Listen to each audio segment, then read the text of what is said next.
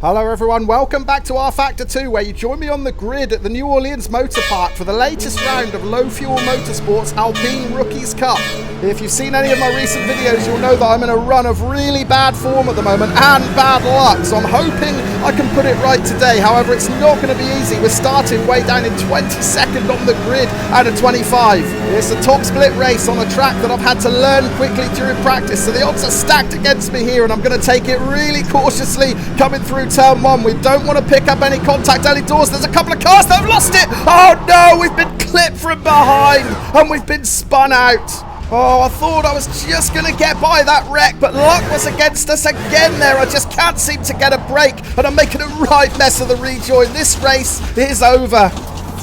Well, when the sim racing gods are frowning upon you, there's not much you can do about it, and that was certainly the case here. Watch the black Alpine. That's Carlos Benito. He clips one car, but it's the second car that he clips that causes the accident. And I thought I had enough room to get around the outside, but at the last moment, just as I was getting by, the rear of my car got clipped. There were three other cars all tangled up and sliding. Kevin Lenz will give us the best view. Lenz is behind me at the moment. There I am in the middle. I almost pulled to the left there, but I knew that there was a car to the outside of me, so I stayed in the middle. Now look for the melee in front. Kevin Lenz is going to be the last of the drivers to get through. He just has room to squeeze by, but as you can see in Lenz's rearview mirror, I wasn't so lucky, and that's my race done again. But look at the carnage as Lenz works his way around turns 2, 3 and 4. Cars everywhere. It's incredible to believe that this is a top split. And my rejoin as well after the initial contact wasn't particularly good. I cut the nose of Mikhail Shimarov, which wasn't great on my part, but meanwhile out front there was absolute mayhem. Cars sliding out everywhere and crashing. Had I not made such a hash of that rejoin, I might have been able to get back among this lot, but as it is, I'm well behind. And yeah, that's how it panned out. My race was effectively done at turn 1. Of course, I rejoined to try and finish the race. I even picked up a couple of positions. Both Kevin Lenz and Mikhail Shimmer had other spins, but we brought it home down in 23rd position.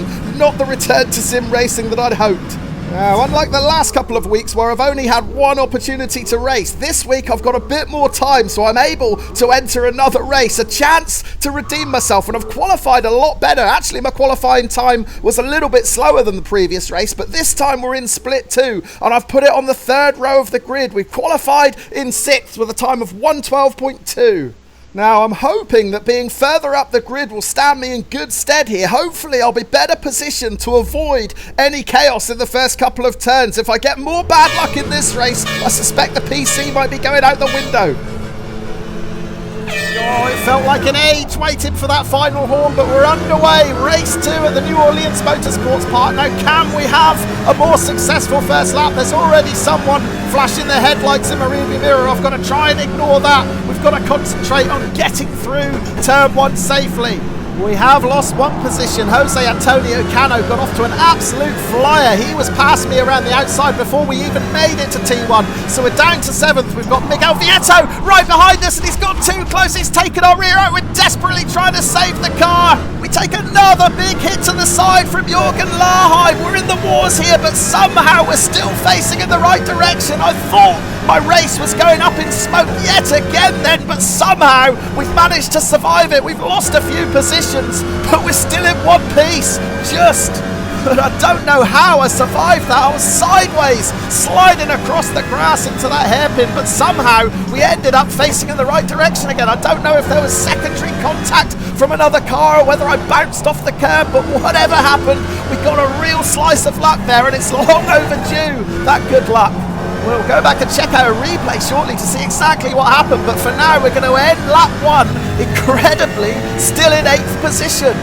So having examined this replay, I think this one is all on me. I was far too cautious on the brakes coming into this turn. That's me in the centre of shot. I get on the brakes really early right there, and it gives Miguel Vieto nowhere to go. He's got no choice but to run into the back of me there. On board with Vieto now. This will give us a better view from his vantage point. He's having to think about a look up the inside, but he's not quite close enough. Now watch me in front. My brake lights come on right there. I'm reacting to the cars braking in front, but I brake really early. Vieto's got nowhere to go, and he careers into the back of me. And if that wasn't bad enough for him, he takes a proper clout from Paul Nin as well, coming in really hot into that corner. Nin out onto the grass. He manages to rejoin. It's really messy, but somehow at the end of it, we find ourselves still in 8th position. Start of lap 2 then, and I'm curious to find out what sort of pace I've got compared to Miguel Vietto in 7th. I qualified just in front of him, but our lap times were almost identical. Just 1/10 of a second was the difference. We've closed right in on him there, but maybe illegally. We breached track limits, so we've got a warning there, but we are right on Vietto's tail now. We can put him under all sorts of pressure.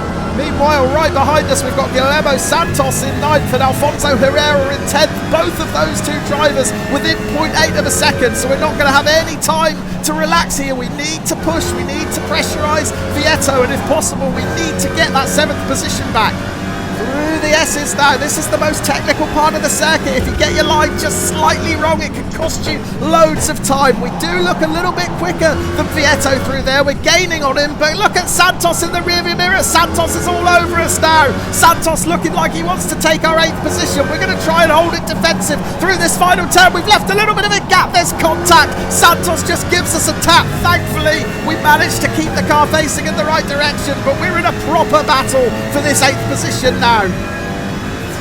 Yeah, I was concentrating so hard on Vietto in front, I almost left a gaping hole for Santos behind to dive through. He's having a look up the inside into the final turn. There's the contact. It was minimal. It didn't cost us any time, and in fact, we gained a bit on exit.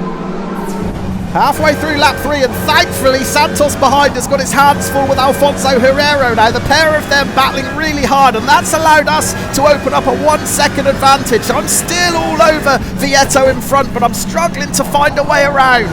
We've definitely got the better line through the S's. We're always gaining on him through there, but there's not really a passing opportunity, nor is there a passing opportunity around these final 2 turns without Vietto making a mistake. He's not going to, so I think our best opportunity is to try and get as close to him as possible, exiting the final turn. If we can pick up a bit of a toe, we may be able to make a move into T1. Starting lap 4 then. I don't think I'm close enough, however I have got some extra speed, so let's move over to the inside. We're going to dip our toes into the water here. Can we make this pass stick? We're going to have to hold it really tight up over the curb so that we don't run into Vietto, but no, Vietto isn't going to surrender this 7th position easily. Yeah, I do think T1 is going to be my best opportunity to try and make a pass. Had we been a little bit closer, I feel we could have made this overtake stick. As it is, we're going to have to try again. And try again is exactly what we're going to do. Halfway through lap 4 now. Once again, we get a better line through these S's. You can see us getting visibly closer to the rear of Vietto's car now. Are we close enough to make a move up the inside into this right-hander? Not quite. We have a look. And I tell you what, we're going to need to make this pass sooner rather than later, because the longer that I battle with Vietto, the more opportunity it's going to give Guillermo Santos behind to close the gap. It looks like he's shaken off Herrera now, and Santos is now within 0.5 of a second as we exit the final turn. And it feels like we're a little bit closer to Vietto this time around, so can we make the move into T1 this time? It was a dress rehearsal a lap ago, but can we pull it off properly this time? We're alongside. We're definitely further ahead than we were a lap ago, but we're just not quite late enough on the brakes. Again, we have to take too much of the curb on the inside. We haven't made the pass, and we're under attack from Santos now. Santos sticking his nose up the inside. We're going to have to defend into this right-hander. Well, I said that we were in danger of dragging Santos back into the battle if I spent too long fighting with Vietto. That's exactly what's happened.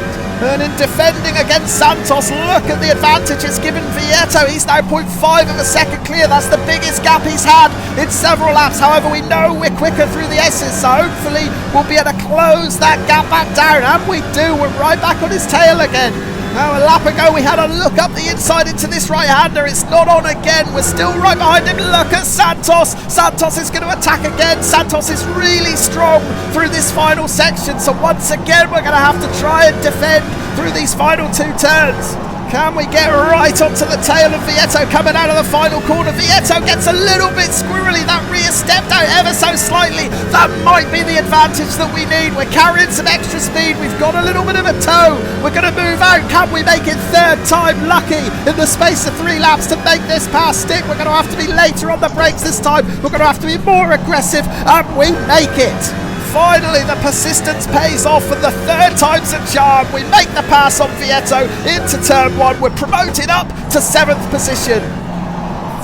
So this is the second of the 3 attempts to get by Vietto up the inside into turn 1. I got further alongside him this time, but still wasn't far enough ahead. And look at the challenge from Santos. Santos actually got his nose in front of me there, but luckily I had the inside line and was able to defend through these 2 tight right-handers. And then a lap later, it was third time lucky. I knew that I had to be a bit more assertive, a bit more aggressive coming into this first turn if I wanted to make the pass stick. Once again, we're alongside, but this time I brake a little bit later and make the pass cleanly. That's me up to 7th. As soon as I got round Vietto, I knew that I had the pace to make a break for it, and by the halfway point of the race, I was in a really comfy 7th position. We're about 5 seconds behind Jose Antonio Cano in 6th, but crucially, we're 2 seconds ahead of Santos, who's now got past Vietto for 8th. So I'm feeling really comfortable at this point, but at the back of my mind is the worry that I might struggle with tyre wear towards the end of the race. We're rejoining the live action now on the last lap, and yes, I am struggling big time for grip on these warm tyres. As you can see from the leaderboard, Santos is capitalising. He's closed the gap to 1.5 seconds, but we're now only a few turns from home. And if I'm struggling with the warm tyres, look at Jose Antonio Cano in 6th. He was 6 seconds clear a few laps ago, but we've closed right in on him. However, we're going to run out of time. This is the last corner. We're not going to get any more laps, so we're not going to be able to challenge for 6th position. But after the run of luck I've had in recent weeks, I am absolutely ecstatic to bring this one home inside the top 10. And as we watch someone stack it completely as they battle for positions coming across the finish line to take the checkered flag, let's have a look at the classified results. There we are in 7th position. The rating did take a big hit after that first race, but we're going to put 29 back on it by virtue of this top 10 finish, and also we're going to get a bit of a boost to the safety rating as well. We just dropped below 6.0 after that first race, but we're back above it now, so we're heading in the right direction again. And most importantly, it looks like we've put an end to this run of bad luck. That's the most pleasing thing to come out of today. And once again, rFactor 2 has delivered some fun and exciting racing. If you want to see more rF2 content, check out this race on screen now. It is an absolute cracker. Thank you ever so much for watching, and I'll look forward to seeing you again on the grid very soon. Cheers for now.